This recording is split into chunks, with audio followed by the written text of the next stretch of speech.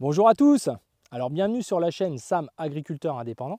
Alors Sam, c'est moi, et dans cette troisième vidéo sur les couverts végétaux, je me trouve dans une parcelle où il y a 6 plantes qui ont été semées, donc notamment du seigle, une graminée assez agressive dans des sols caillouteux comme ici, une association avec du radis, de la facélie, de la vesse, de la gesse, de la moutarde. Donc en réalité, c'est un prétexte pour vous parler du troisième sujet dont j'aimerais vous parler sur l'activité biologique des sols qui a lieu de manière intense en ce moment, l'automne et l'hiver, et où beaucoup d'agriculteurs commencent à remettre leur sol à nu ou à mulcher des couverts comme ça. Donc dans la première vidéo, on a parlé du choix des couverts végétaux dans les grandes lignes, de manière assez simple et pragmatique. On en reparlera certainement. Dans la deuxième vidéo, on a un peu plus insisté sur ce qui se passait en ce moment, à l'automne. Et on a notamment parlé d'une famille sur les 10 tonnes d'êtres vivants que nous avons sous nos pieds. Dans cette parcelle, sous nos pieds à l'hectare, on peut estimer avoir entre 9 et 10 tonnes d'êtres vivants, donc c'est pas rien. Donc on a notamment 1,5 tonne environ de bactéries qui peuvent être beaucoup plus dans certains sols. Et là, on va parler d'une famille beaucoup plus discrète car ils travaillent de manière lente, ils ont besoin d'oxygène, ils ont besoin qu'on leur fiche la paix à ces périodes-là. Ce sont les champignons. Ce sont des êtres vivants très discrets qui font des filaments dans nos sols de plusieurs dizaines de milliers de kilomètres, et je pèse mes mots. Donc évidemment, ce sont des réseaux qui sont très importants. Certains s'associent même aux racines des plantes pour se développer. Ce sont des champignons un peu particuliers qu'on appelle les mycorhizes. Mais ceux dont je vais vous parler, ce sont les champignons mycéliens, ceux qui ont un rôle important sur l'évolution de la matière organique, sur la partie la plus riche en carbone de vos résidus, et qui donc travaillent principalement à l'automne. Et c'est aussi pour ça que c'est très important de ne pas déranger ces réseaux en travaillant le sol à ce moment-là de l'année, là où se fait l'humification. Et les principaux responsables de l'humification, alors l'humification c'est quoi? C'est créer cette matière organique la plus stable, la plus riche en nutriments, la plus riche aussi pour votre activité biologique, celle qui va se minéraliser dans des dizaines d'années, celle qui fait votre stock, celle qui fait votre compte en banque, eh bien ce sont en grande partie ces champignons qui le font. Et un des problèmes que nous avons dans nos sols agricoles, et qui m'étonne toujours de ne pas avoir été beaucoup diagnostiqué autour de nous, même par des sommités et des, comme on disait l'autre fois, là, les conseillers en développement de l'agriculture de conservation, non, les experts, pardon. Alors moi, je suis expert en pas grand-chose, mais il y a une chose que j'ai rapidement compris, c'est qu'il y avait un déséquilibre dans la matière organique. Dans la deuxième vidéo, je vous ai parlé des 2 courbes d'activité biologique, une qui avait lieu en février-mars, c'est aussi là que les agriculteurs mettent les engrais, souvent, les engrais solubles azotés, j'en ai déjà parlé dans une vidéo sur l'azote au printemps dernier.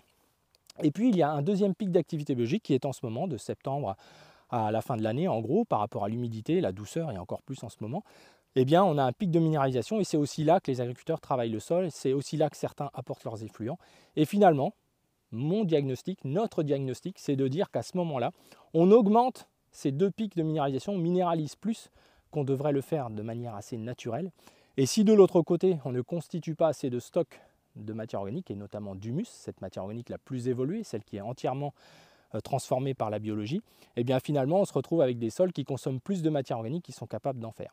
Alors il y a tous les petits malins et tous les gens qui font des raccourcis, je pense, de manière peut-être sans se poser un petit peu plus par rapport au carbone, en expliquant qu'un agriculteur en quelques années, il augmente le taux de carbone. Je le redis sur cette chaîne, le carbone c'est bien, mais pour nous c'est pas capital, c'est pas ce qui fait l'humus, c'est pas le seul élément. Et il est bien plus important de franchir des petits caps tous les ans en ayant des plantes qui poussent facilement. Lorsque vous faites des mélanges, certains d'entre vous par exemple constatent qu'ils n'ont que les crucifères qui s'expriment, mais ça c'est un symbole classique que l'on retrouve dans toutes les régions de France, où les plantes les plus faciles à pousser dans un monde essentiellement géré par les bactéries, ce sont les crucifères, car les bactéries libèrent essentiellement de l'azote, elles participent à la minéralisation rapide, et finalement ces plantes-là en bénéficient, et on en est tous plus ou moins victimes à des moments. Par contre, quand tout ça c'est bien équilibré, on voit les facélies apparaître, on voit un petit peu les légumineuses, etc. Et ça c'est notamment le monde champignon en partie, qui participe à ça, c'est un monde plus équilibré, c'est ça que je voudrais dire. C'est-à-dire que quand vous arrivez à faire pousser facilement des moutardes, mais que vous mettez d'autres plantes, elles ne poussent jamais bien chez vous, c'est que vous êtes au tout début de la mise en place de l'agriculture de conservation et du sol vivant, et vous observerez avec les années que lorsque vous mettrez 7 plantes, vous verrez bien les 7 plantes qui se développeront plus ou moins selon les années entre elles, mais elles seront bien présentes et elles se développeront bien, et c'est un signe pour vous d'observation que votre sol commence à se rééquilibrer, qu'il commence à y avoir autant de champignons, de bactéries, etc. Alors évidemment, il y a des produits solubles qu'on peut apporter à l'automne ou même après la moisson qui ont des effets dévastateurs sur les champignons. Le phosphore en fait partie, tous les produits très riches en phosphore. Le travail du sol excessif, la terre fine, je l'ai déjà dit, quand il y a d'acidité de surface, les vers de terre, si les vers de terre ne traversent pas ces horizons-là, les champignons ne s'y installeront pas. Donc pour certains qui vont aller voir dans leur champ en ce moment, regardez si vos résidus ont une couleur encore bien blonde, avec parfois même le duvet blanc. On ira voir dans des champs de blé, c'est plus facile à voir que sous le couvert, puisque là, si on regarde, on a un petit peu de mal à voir. Donc il y a le seigle, il y a la facélie, il y a la vesse, mais c'est pas facile de retrouver des résidus qui sont évidemment sous ces couverts-là très vite décomposés. Donc on prendra la bêche un peu plus tard en saison. Et vous pourrez regarder vos résidus si vous trouvez un duvet blanc, parfois qui ressemble comme à des moisissures, et qui se développe sur toute la tige. Vous observerez déjà qu'il faut un contact avec la terre pour que ces champignons travaillent. Ils ne travaillent pas comme on pourrait, ou on l'avait espéré nous, au tout début. C'est ce qu'on nous avait expliqué, qu'ils allaient monter après les tiges, etc.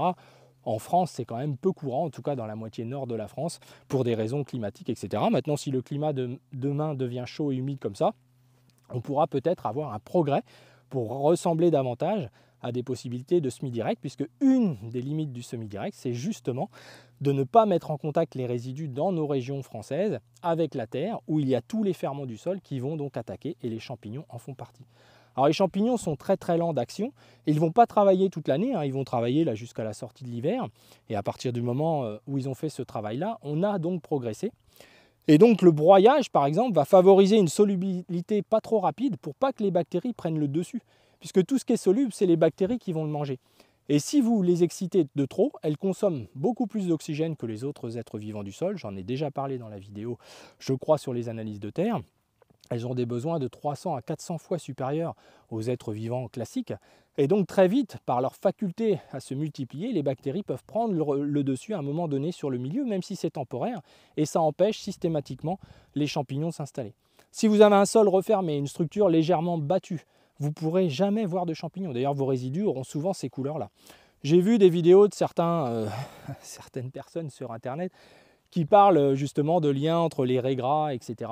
Voilà, bon, bref, ils parlent d'oligo-éléments, tout ça, un tas de choses. Moi, je pense que tout ça, c'est un petit peu du cirque. C'est vrai qu'on constate une réalité entre la présence de vulpins raies gras et l'acidité de surface, et il y a même un couple avec les limaces, souvent ensemble. Mais c'est aussi lié, ça peut être lié à une seule année. Une année où on a fait trop de terre fine, ou derrière un précédent qui a laissé un peu de terre fine, etc. Donc il y a souvent un lien.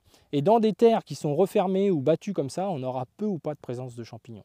Dans les sols calcaires ou crayeux, c'est très difficile. C'est d'ailleurs pour ça que les moutardes poussent très bien dans ces sols-là. D'ailleurs, c'est souvent ce qu'ils ont choisi de faire parce qu'ils ne sont pas bêtes. Les agriculteurs là-bas, ils ont remarqué que ça se passait toujours bien. Et donc, ils acidifient un peu le milieu avec des moutardes, puisque les moutardes sont un peu acidogènes, ce qui n'est pas négatif dans ce type de sol, ce qui le sera beaucoup plus dans des sols limoneux, etc. D'où l'image de la moutarde, pas toujours positive comme couvert. Je pense que c'est un petit peu rapide comme conclusion, parce que si on en met 1 kilo ou 2, comme c'est le cas dans ce mélange, on a d'ailleurs l'impression qu'il y en a beaucoup plus, à partir de ce moment-là, elle occupe aussi l'espace, elle recycle. Quand on va la broyer, elle va avoir un rôle un peu très riche en soufre et un rôle un petit peu de nettoyant aussi, quelque part, par son acidification légère. Mais si on a une vie de sol suffisamment dynamique, avec des vers de terre, etc., qui brassent le milieu, et qu'on n'a pas enterré ça trop vite, qu'on l'a laissé mûrir en surface, eh bien c'est une plante qui a un rôle important par rapport à tous les autres qu'on va mettre avec, et c'est bien là qu'il y a un intérêt, c'est d'associer les plantes entre elles. Et vous verrez avec le temps que plus votre sol va fonctionner, plus vous les apercevrez. Alors les champignons, finalement, leur rôle c'est quoi? C'est de faire évoluer cette matière organique très riche en lignine, très riche en carbone. Et finalement, ça prend du temps. Et ce sont quasiment les responsables de l'évolution des produits très carbonés. Donc c'est pour ça qu'on peut constater sur le terrain, depuis pas mal d'années quand même, que je regarde les sols, et je pense que je ne suis pas le seul à l'observer, que la difficulté, c'est la présence de champignons. C'est vraiment difficile parce que même des années comme cette année, il fait trop doux, il fait légèrement humide dans certaines régions, qui permet une minéralisation comme si on l'était au début de l'automne en fait. Ça continue, ça continue. Et du coup, comme je l'ai expliqué tout à l'heure, on a plus de bactéries qui s'expriment. C'est d'ailleurs pour ça que depuis 15 jours, 3 semaines, les crucifères ont un peu pris le dessus sur toutes les plantes qui en dessous, qui heureusement sont présentes, sont là. Mais finalement, elles commencent à perdre le pas par rapport à ces plantes pleines de flotte et d'azote qui poussent très vite et qui prennent un peu le dessus sur les autres. Alors le retour du froid, tout ça calmerait un peu les choses. L'humidité aussi qui nous manque cruellement, car les champignons se développent, et vous le savez, comme les moisissures et autres, que lorsqu'il y a des ambiances assez humides. Donc c'est vraiment ça la clé. Donc les champignons, c'est aussi pour ça qu'on ne va pas travailler les sols à l'automne. pour ne pas casser tous ces réseaux qui sont constitués. Quand les champignons meurent, ils laissent des micropores toutes fines, comme les radicelles de plantes, etc., qui vont demain servir au stockage de l'eau et aussi et surtout à la mise à disposition pour les plantes. Donc c'est quand même capital. Lorsque l'on sait qu'un pied de blé peut faire de 1 à 400 km de racines par pied de blé, et lorsqu'on y ajoute les mycorhizes, on peut aller jusqu'à 5 voire 10 000 km par pied, hein, donc c'est quand même énorme, ce sont des réseaux énormes. Hein. Donc évidemment, le lien entre tout ça, c'est la 4e vidéo sur laquelle on va parler de la faune. Eh bien, le ver anécique notamment est souvent présent et sert de starter un petit peu d'association avec les champignons. Lorsque l'on a beaucoup de vers de terre, on a beaucoup moins d'inquiétude pour avoir des champignons. Et c'est pour ça qu'il est souvent utilisé comme symbole, le ver anécique, car quand il revient, qu'on voit beaucoup sa présence, ses téricules, etc., turicule, téricule, d'ailleurs, il y en a un qui m'avait fait un retour là-dessus. Il a raison, mais les deux sont utilisables. Donc je le redis, téricule, turicule, ça se dit dans les deux sens, ça s'écrit même dans les deux sens. Donc voilà, on ne va pas chipoter quand même par rapport à ça. Mais c'est important d'aller regarder, parce que c'est souvent le déclencheur à tout ce qui va se passer derrière. Et ça prend 4 à 5 années minimum, je dirais même de 5 à 10 années, selon les types de terre. Donc vous voyez que c'est un travail de longue haleine. Alors c'est quand même dommage, par exemple, de faire des couverts végétaux, de bien les laisser s'installer et finalement, si vous les broyez maintenant et si vous les mulchez, vous allez encore une fois favoriser le monde bactérien au détriment des champignons. Et vous ne ferez pas de matière organique utile, c'est-à-dire l'humus. Vous allez libérer des produits solubles à un moment où votre sol, il en a déjà suffisamment, il en a même presque trop. C'est pour ça qu'apporter des produits solubles en ce moment, ça n'a pas de sens. Pourquoi pas mettre l'azote pour l'année prochaine? Ça n'aurait pas de sens. Si on faisait ça d'ailleurs, on aurait un sol qui se dégraderait très vite, qui sera en consommation permanente. Et un phénomène qui va arriver aussi derrière, si on a trop de bactéries et pas assez de champignons, on n'a pas un phénomène assez lent, c'est trop rapide et ça a tendance finalement à déséquilibrer votre sol, à le fragiliser durant l'hiver. Et si, encore plus s'il tombe beaucoup d'eau et que vous avez mis des produits solubles en place, soit par des apports, soit par des broyages, mulchages, etc. Donc il faut y aller avec parcimonie si on veut développer le monde champignon. Et plus vous aurez des résidus ligneux, riches en carbone, plus vous aurez un projet intéressant pour vos champignons, plus ils se développeront d'année en année. Bien évidemment, en parallèle, il faut un travail du sol modéré, plutôt qui respecte la verticalité, avec de l'oxygénation, bien entendu. A l'inverse, on peut produire davantage en ayant un monde essentiellement bactérien, en brassant la terre plusieurs fois, en consommant la matière organique rapidement, en mettant que des produits solubles, on va produire des plantes sans problème, peut-être même mieux que la personne qui essaiera de développer des champignons. Car quand on développe des champignons, on a un sol plus gourmand en azote, on a un sol qui a tendance à en garder un petit peu plus pour lui qu'il ne devrait parfois pour notre niveau de production. C'est là qu'il faut trouver le compromis, c'est là que le petit travail du sol en plus apporte cette minéralisation nécessaire par rapport au fait de ne plus toucher le sol. Et je vous dirai en conclusion que parfois on peut être en semi-direct pour espérer gérer cette partie champignon en se disant je suis au courant de ce que ça me dit il y a bien longtemps, je sais tout ça, c'est pour ça que je fais du semi-direct, pour ne pas déranger les réseaux, etc. Sauf qu'on se rend compte d'une chose sur le terrain, et on s'en est aperçu il y a déjà pas mal d'années, et souvent on parlait à l'encontre de beaucoup de spécialistes autour de nous, c'est de dire que pour nous, le semi-direct ne favorise pas les champignons, car très rapidement dans nos régions, et par le fait qu'on utilise des produits chimiques, par le fait qu'on utilise des engrais chimiques, par le fait que certains ont des assolements exigeants, quelques plantes industrielles, etc., et ils ne peuvent pas faire autrement, et bien donc où ils travaillent davantage la terre, ils laissent peu de résidus, etc., eh bien on a souvent des sols essentiellement bactériens qui s'acidifient facilement et où les champignons désertent carrément, et parfois même les vers de terre, il faut être honnête. Et là on a l'arrivée de mousse, on a l'arrivée de lichen, de présence en surface qui nous garantissent que dans ce sol-là, il n'y a pas de champignons. Et pour être attentif à tout ça depuis pas mal d'années, je ne suis pas plus malin que vous. Il y a des années où le sol, où l'année d'avant, on voyait des champignons, etc., ça se passait bien. L'année d'après, on constate des petits ronds de mouche, je vous en ai déjà montré dans des vidéos. Le climat est très très important.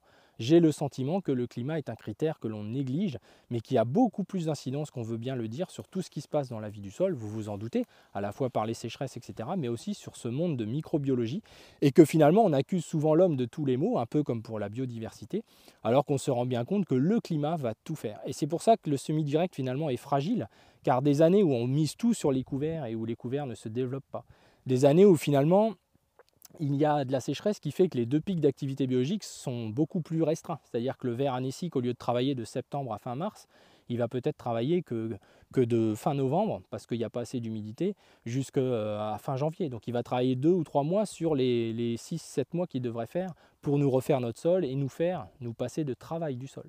Donc vous voyez, c'est quand même, quand on comprend un peu tout ça, on est plus modéré sur les propos. On comprend que c'est beaucoup plus un ensemble de choses. On essaye de tendre vers quelque chose de positif.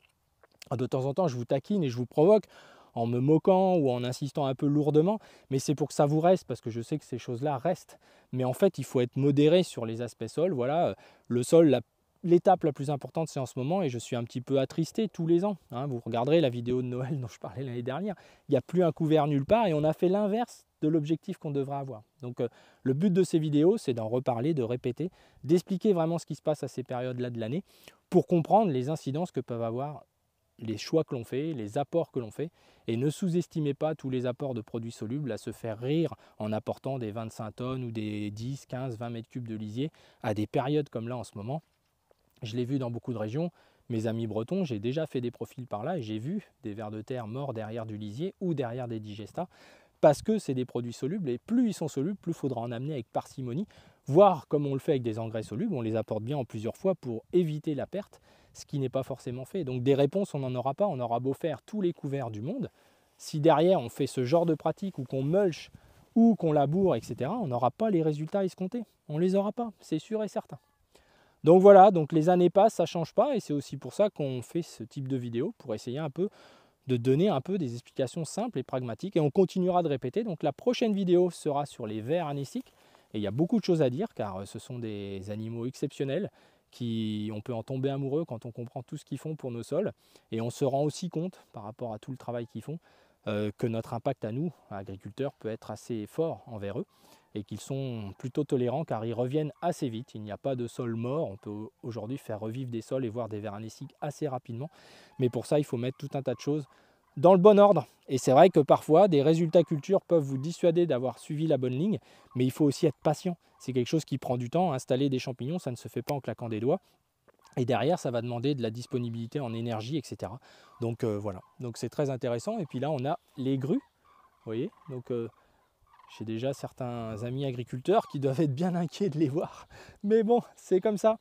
Eh bien, je vous dis à bientôt dans la numéro 4, donc concernant ces sujets de tout ce qui se passe à l'automne. À bientôt les amis!